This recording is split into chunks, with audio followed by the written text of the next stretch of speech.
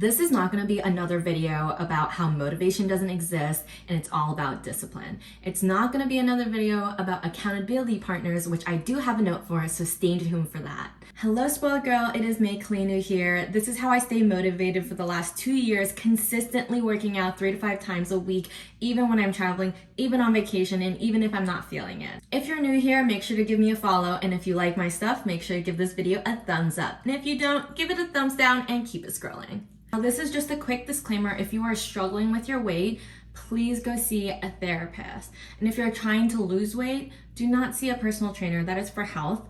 See a nutritionist. Those two things have gotten me so far, and I am not claiming to be either one of those. These are just things that I've noticed have worked for me personally. So let's get into it.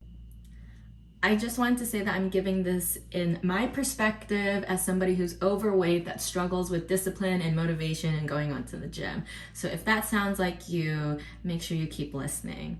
The first thing that gets me out of bed in the morning to go to a workout class is having a cute matching set. I am a matching set girly. I love having a matching set. It makes me feel alive in the morning, or just investing in workout clothes that you like and make you feel good.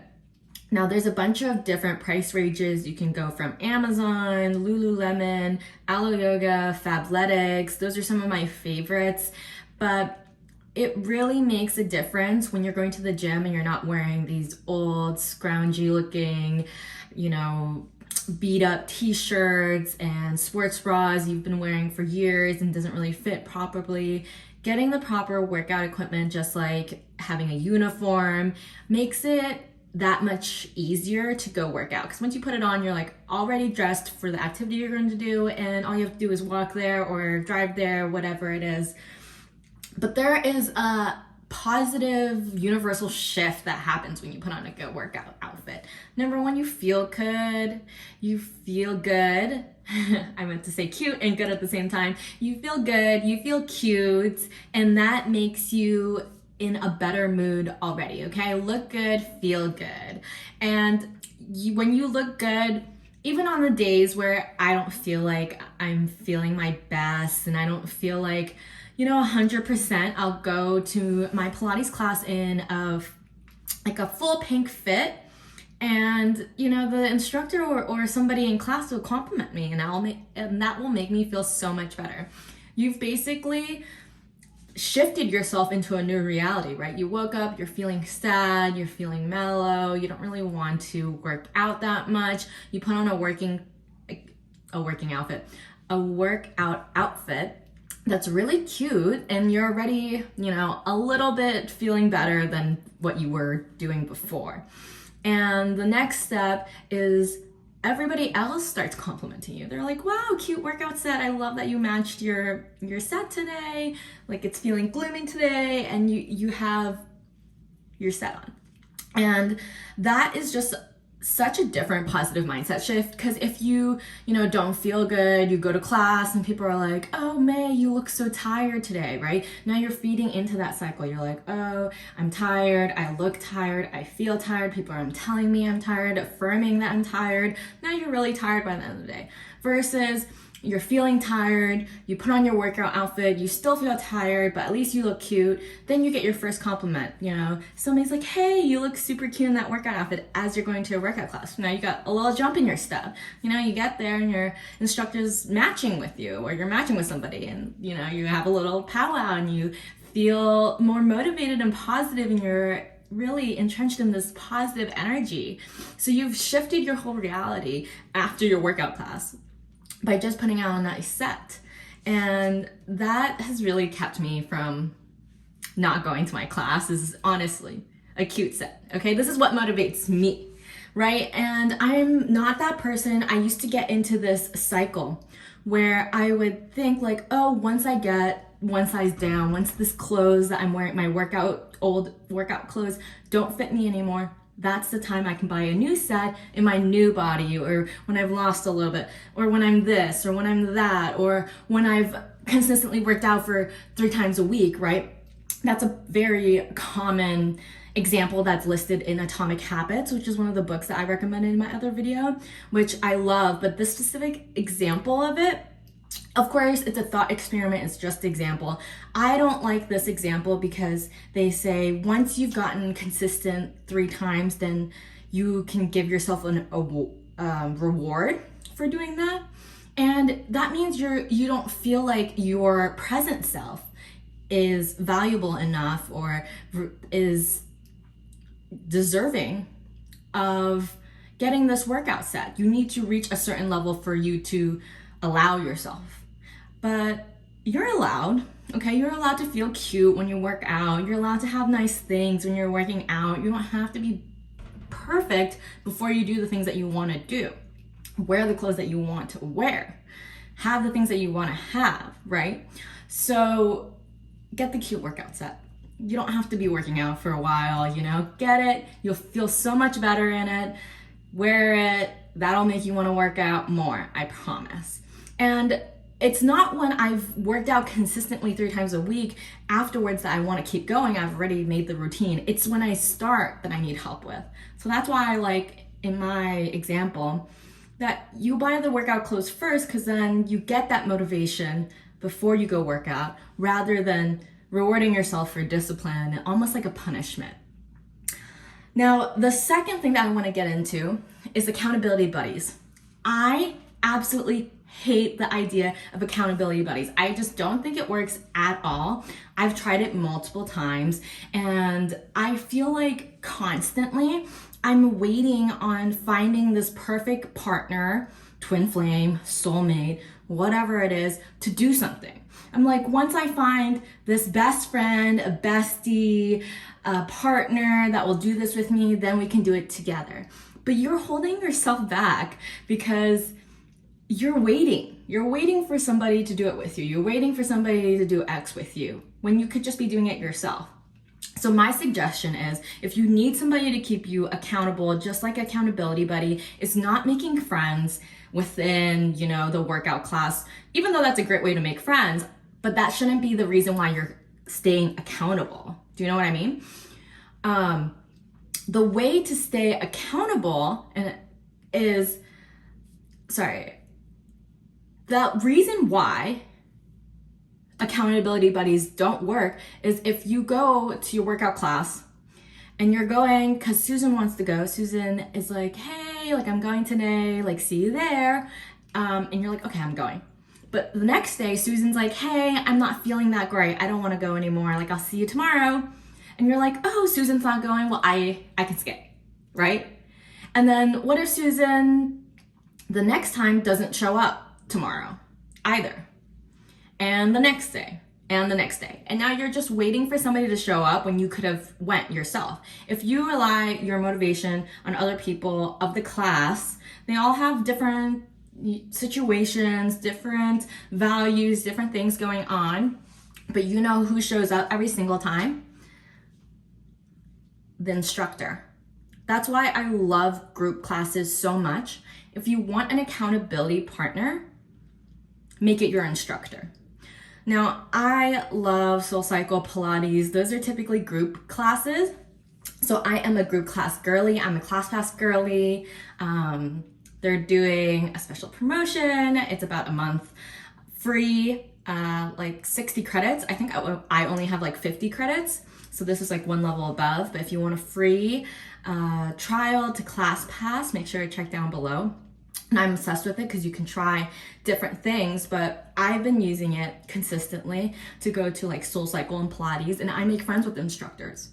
It is so much more accountable, it makes you so much more accountable this way, because the instructor isn't gonna just ditch out the next morning. They're gonna show up. They're getting paid to be there. They're gonna show up. And I think that is just so much more consistent than finding somebody in the class and making them your accountability partner and trying to do it that way. I've done this for classes, in education, for workout classes, for hobbies that I have. It just doesn't work. I'm not waiting for anybody. I'm gonna make friends with the instructor. That's why I'm there. That's why I pay them to teach me, is because their experience and their knowledge and their expertise is valuable to me. And so if you're that type of person who's looking for that motivation, this is it. Because not only are they gonna make you feel like you're missing class, right? Like, I'm friends with my SoulCycle instructor now. Every time I go in, she's like, hey May, and I'm like, hey Madison. And it's really fun. We tag each other on Instagram, and I see her on TikTok all the time. And it's just so much more fun and fulfilling. I have a friend there. I know she's gonna be there every single time. I don't have to check with her to see if she's going. I know she's gonna be there. And not only that, if you don't know, SoulCycle, having your name being called out in SoulCycle is like coveted. It's exclusive. Okay, like if you get called out during a class, you've been going for like 10, 20 classes, okay?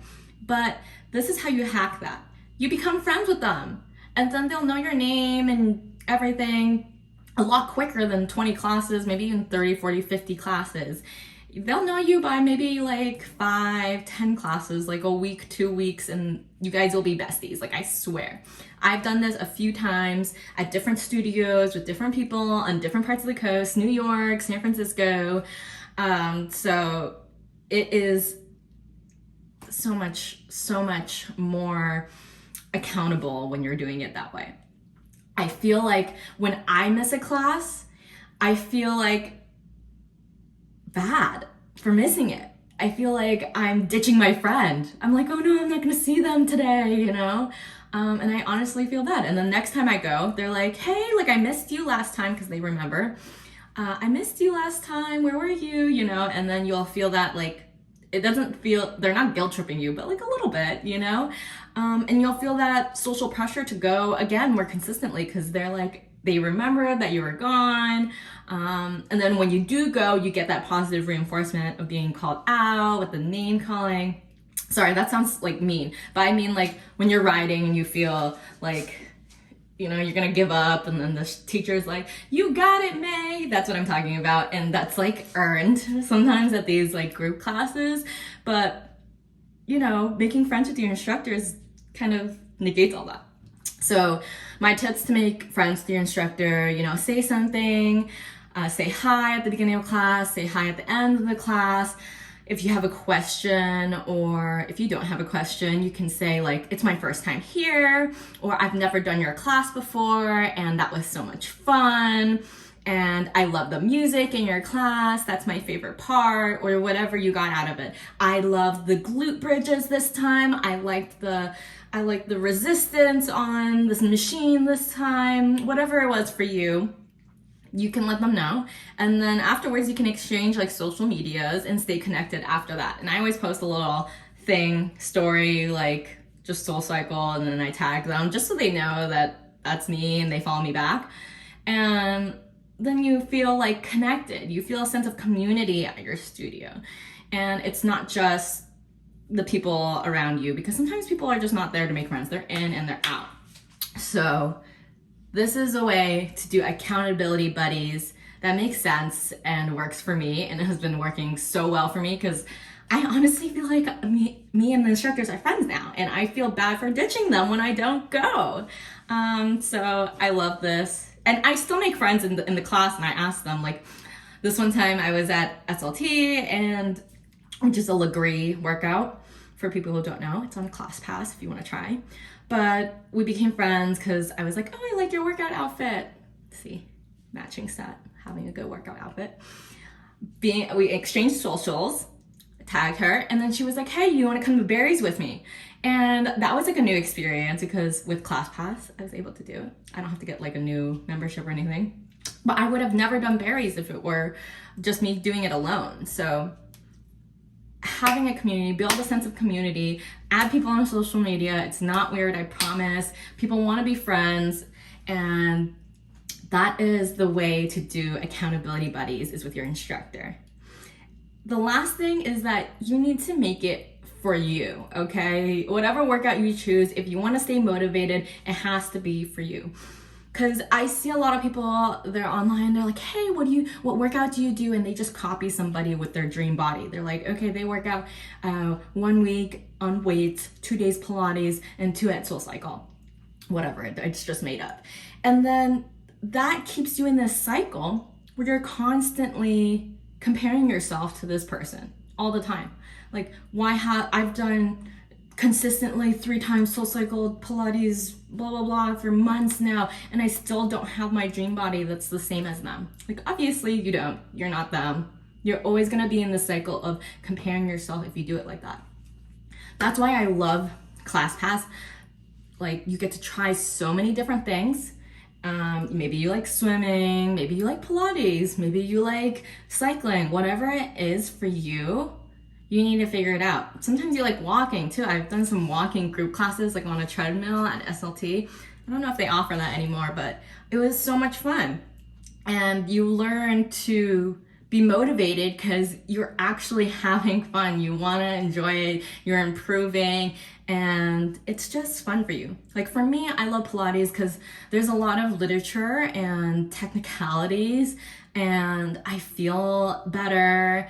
I struggle with my posture because I have like larger chest, so I've always kind of like been sunken in, and Pilates has really helped me to open my posture, and I love that for myself, for my own personal journey. It may be different for you.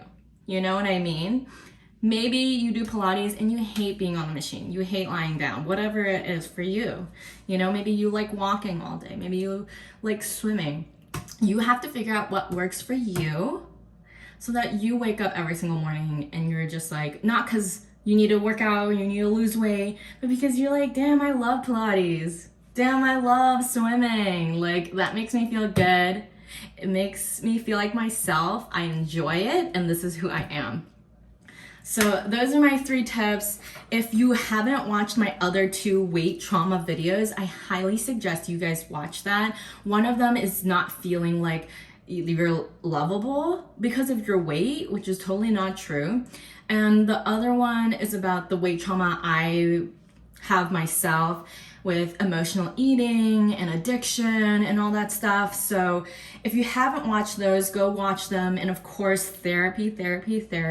I swear by it. That was the first step I did to becoming consistent, is therapy. So if you enjoyed this video, make sure to give it a thumbs up. And if you didn't, thumbs down and keep it scrolling. And make sure you give me a follow and check me out on my other social medias. And I will see you guys next Friday. Bye, loves.